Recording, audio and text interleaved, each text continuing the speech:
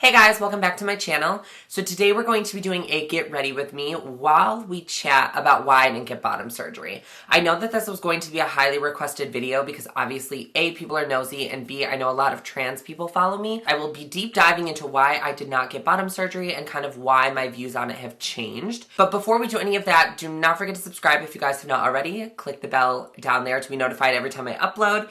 And if I do forget to mention a product that I'm using because I'm too busy chatting away, they will all be listed down below with my shade names if you guys are curious to pick them up. I've lately been starting with my skin first, which is something I never used to do. I always used to do my eyes first and then my skin, but the eyes are pretty basic, you guys will see, so we start with the skin. I've been really big, obviously, into getting bottom surgery. Society has made it feel like trans women, like that's the ultimate goal. Like every trans woman's journey has to be the same, which is untrue. There are a lot of trans women who decide not to have bottom surgery for a plethora of reasons. And I don't know, I just felt pressured by society into having it because that would make my transformation complete. Even though my transformation is complete whenever I decide that it is, you do not have to have bottom surgery to completely be a woman. I've been going to the same doctor that I was going to have surgery with, and the way he does surgery is he is a urologist, so he does like the inside and making sure everything functions right so you can like go to the bathroom and everything. And I loved him. Like, he was very knowledgeable, he was super sweet, and I really liked him, and he answered any question that I had, and he was really prepared when I went in for my consultation. And then the other surgeon is the plastic surgeon who does the outside, and then there's a robotic surgeon. I met with the surgeon who, you know, does the inside, and I loved him. Like, he is really, really great. I would recommend anybody to him. I think he is a sweetheart, and he is knowledgeable in like the urology department, obviously, but he just knew exactly what he was doing, and for 15 years, I think, he had been fixing the mistakes that other surgeons like have made while doing bottom surgery. So whether that be like the inside tubing, like the urethra and all that, like I don't know all the scientific terms, so whatever, but just making sure that the inside functioned well. So he had to fix a lot of other surgeons' mistakes, and that was like my big like attraction to him. I'm like, okay, so clearly this man has been fixing other surgeons' mistakes for years before he decided to perform like the surgery himself. So I was all scheduled for surgery, and the one thing that I found kind of strange was they didn't have you meet with the plastic surgeon until literally 1 week before surgery. And I find that a little odd just because, like, what if I didn't like him? Which is exactly what the case was, but what if someone doesn't like him? What if whatever, like the surgery's already scheduled and I'd already made arrangements. I had picked a recovery house to stay in. So I went to have the consultation, and right off the bat, I did not like the guy. He was very much, he made me feel like he was just trying to rush me out of there. He did not show me before and after pictures. He basically, in not so many words, had said, well, you either like it or you don't. Like, there's not much I can do for you. And it just seemed like he really didn't give a rat's ass about what I wanted. Like, he didn't even ask. He showed me no before and afters. Like, I had no idea what the end result looked like because he never showed me. He had really didn't talk much about the surgery, just like said, okay, well, you know, I have to make sure that you have enough tissue and this, that, and everything else. And, you know, you're going to get what you get.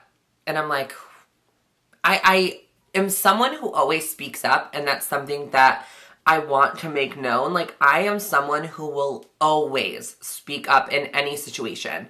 But this one, I was more or less like jaw on the floor. Like, I literally cannot believe that this man is A, talking the way that he is, and B, like, this is the man who's going to perform like the outside. Like, how comfortable do you think I feel when you're telling me either you like it or you don't? I know that there has to be a realistic expectation when it comes to this surgery, and I did, but he made it seem like The only version I could get would be botched, because I don't know why he would say it the way that he did. So it rubbed me the wrong way. And the surgeon's office had called me, and I was like, you know what? I want to either have a second consultation or I'm going to pull from the surgery, because honestly, I really don't like the way that the guy was. Like, I felt super uncomfortable, and it wasn't just me. Like, my boyfriend at the time was there, and like, I wanted to have another consultation. Like, maybe we got off on the wrong foot, but his bedside manner was terrible.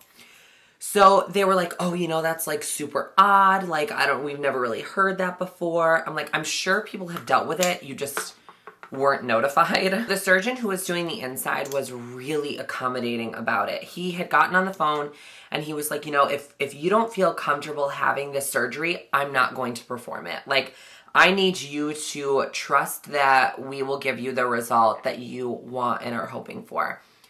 And for me, like with the job that I do, I was just really anxious about it not being quote unquote perfect. And I know several women who have gone and have had the surgery and their results are amazing. But you know, everybody is different and everybody's expectation for the result is different. So he scheduled me another consultation with the doctor, and I was like, okay. So I went in again, and the first thing the guy told me, now mind you, there was like a week in between. He said, so have you gotten a consultation anywhere else? I wasn't told that I should be going to get another consultation somewhere else. So that's exactly how he started off the whole conversation. So again, his bedside manner, I was really just kind of taken back by it. He then proceeded to really just downplay the entire surgery. He told me, you know, we've only done 30 of these, which I think it's been more than 30, but whatever. He was like, you know, we've only done 30, and, you know, I just want to make sure you know what you're getting into because you have to like the result. And he just kept saying the same thing, like, you have to like the result, you have to like the result. And I'm like, I don't have to like anything. Like, if you screw it up, I don't have to like it. I was really taken back by all of that. I just was like, you know what? I really have to like step back. So once I left that appointment, I felt even more sure that having the surgery right now or with this doctor was just not what I needed. And the thing is, by the time I was about to have the surgery, like, I had done a 180 and my dysphoria for that area was still there, just a lot less. And I think a lot of that has to do with the job that I do. So like my forbidden sight and everything, I just kind of learned to love my body. Not saying that the surgery isn't something that I still want to get.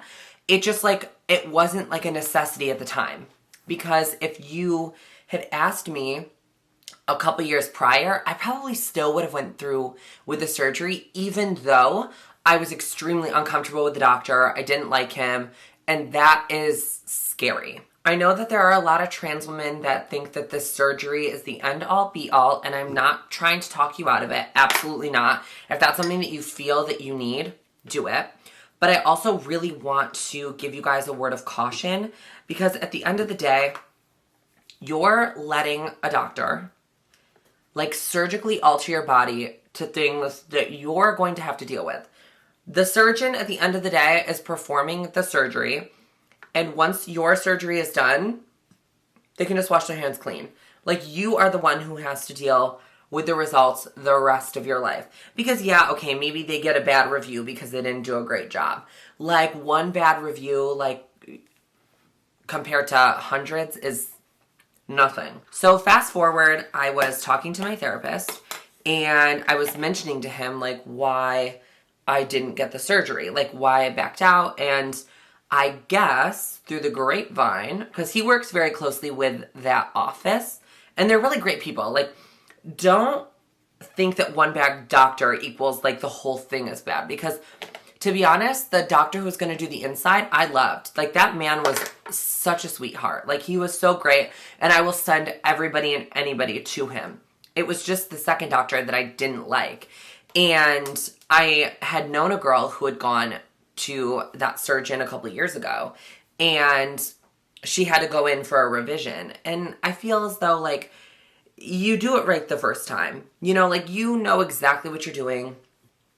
do it right the first time. And yes, I understand that there's some instances where you need to have a revision or whatever the case may be. But I was hearing story after story that like everybody was going to get revisions. And I'm like, something just seems a little off.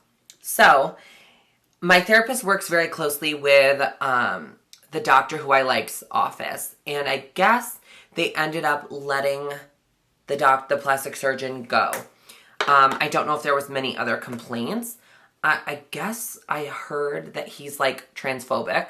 So I'm like, that's great.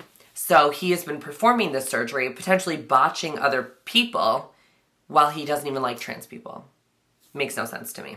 And in no way, shape, or form am I telling my story to scare trans women out of having the surgery, because that is literally the total opposite of my intention here.